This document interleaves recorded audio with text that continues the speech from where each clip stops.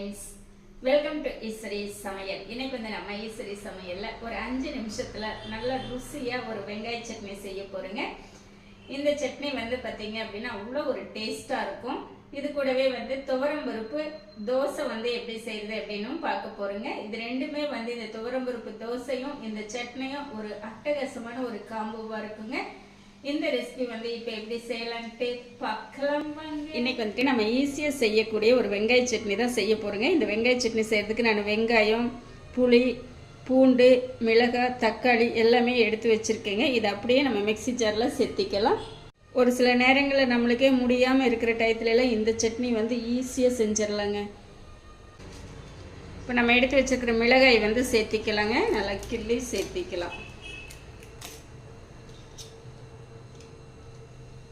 அடுத்து வந்து 4 பல் பூண்டு,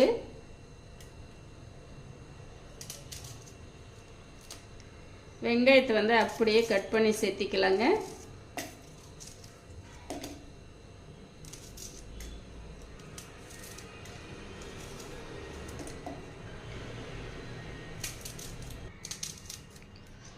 இந்த சட்னி பார்த்தீங்க அப்படின்னா நல்லா நாக்குக்கு ருசியாக உரப்பாக நல்லா இருக்குங்க.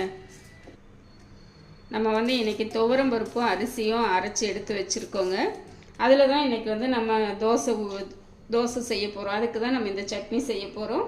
நம்ம எடுத்து வச்சுருக்கிற புளியும் சேர்த்திக்கலாங்க. அடுத்து தக்காளியும் கட் பண்ணி சேர்த்திக்கலாம்.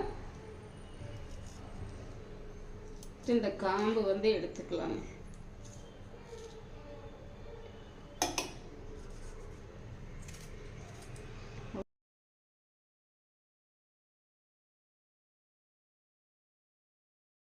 மாதிரி டக்கு டக்குன்னு செஞ்சிடலாங்க எல்லாமே. 1 ஸ்பூன் மிளகாய்த்தூள், கல்லுப்புங்க, கொஞ்சமாக தண்ணி விட்டுக்கலாங்க. நமக்கு தண்ணி வந்து இந்த தக்காளி வெங்காயத்திலே தண்ணி வருங்க. நம்ம சும்மா கொஞ்சமாக ஒரு ஸ்பூன் சேர்த்திக்கலாம். மூடி போட்டுட்டேங்க. அரைச்சி எடுத்துகிட்டு வந்துடலாம்.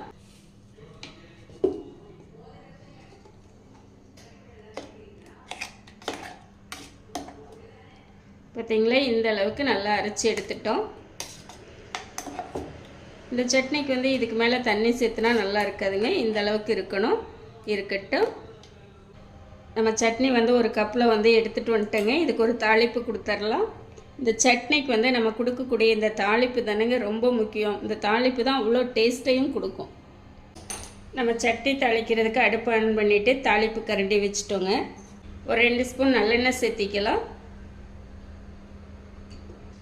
1 ஸ்பூன் கடுகு, 1 ஸ்பூன் உளுந்தம்பருப்பு, 1/2 ஸ்பூன் கடலைப்பருப்பு. இப்போ எல்லாமே நல்லா பொரிஞ்சிடுச்சுங்க. இப்போ நம்ம சட்னியில் சேர்த்திடலாம். 2 கருவேப்பிலை சேர்த்திக்கலாங்க.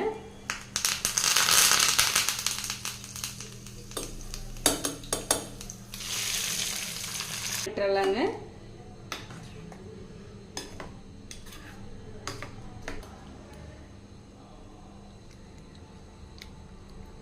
வாவ், சட்னி செம்ம டேஸ்ட்டுங்க. இப்போ இருக்கட்டுங்க. நம்ம இப்போ வந்து தோசை ஊற்றிக்கலாம். நம்ம இன்றைக்கி துவரம் பருப்பில் தோசை செய்ய போகிறோங்க. இந்த தோசை வந்து அடை தோசையாகவும் ஊற்றிக்கலாம், நம்ம கல் தோசையாகவும் ஊற்றிக்கலாம். ரொம்பவே நல்லாயிருக்கும். இதுக்கு வந்து நான் 1 டம்ளர் அரிசி, 1/2 டம்ளர் துவரம் பருப்பு, ஒரு 1/2 ஸ்பூன் ஜீரகம், உப்பு, கொஞ்சோண்டு பெருங்காயத்தூள் எல்லாமே சேர்த்து நல்லா கலந்து வச்சுருக்கேங்க. மாவு வந்து அரைச்சி ஒரு 3 மணி நேரம் வச்சுட்டேங்க. நல்லா இந்த அளவுக்கு பொங்கி வந்திருக்கு. பார்த்தீங்களா, அந்த பபுள்ஸ் எல்லாம் வந்திருக்கு பாருங்க. இப்போ வந்து நம்ம இது தோசையை ஊற்றிக்கலாங்க. அடுப்பு ஆன் பண்ணிட்டு தவா வச்சுட்டேங்க. நம்ம ஃபஸ்ட்டு தோசைக்கு வந்து நம்ம எண்ணெய் அப்ளை பண்ணிக்கலாங்க. கல் வந்து நல்லா சூடாயிடுச்சு. நம்ம தோசையை ஊற்றிக்கலாம்.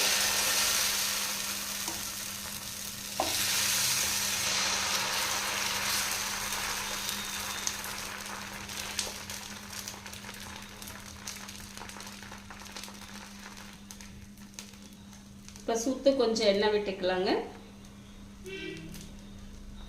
இப்போ வந்து நம்ம திருப்பி போட்டுக்கலாங்க. இந்த ஓரங்கள் வந்து கொஞ்சம் எடுத்து விட்டுட்டு அப்படியே திருப்பிக்கலாம். வா, இப்போ தோசை வந்து நல்லா வெந்துருச்சுங்க, எடுத்துக்கலாம்.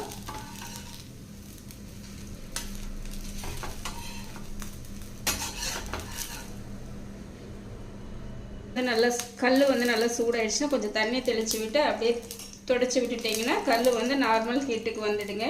இப்போ அடுத்து ஒரு தோசையும் ஊற்றிக்கலாம்.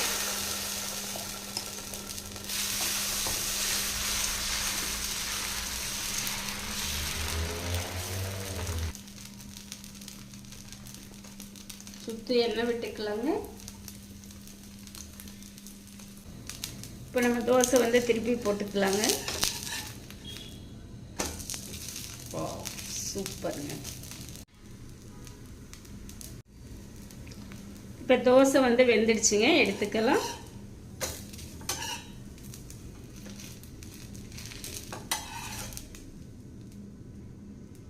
இப்போ நம்ம தோசை வந்து சுட்டு எடுத்துகிட்டு வந்துட்டோங்க. நம்ம ஏற்கனவே ரெடி பண்ணி வச்சுருந்த சட்னியும் சேர்த்திட்டோங்க. இப்போ நம்ம தோசை எப்படி இருக்குதுன்னு சாப்பிட்டு பார்க்கலாங்க. அப்படியே நல்லா கிறிஸ்பியாக நல்லா இருக்குங்க. இப்போ நம்ம சட்னியில் தொட்டு சாப்பிட்டு பார்க்கலாம்.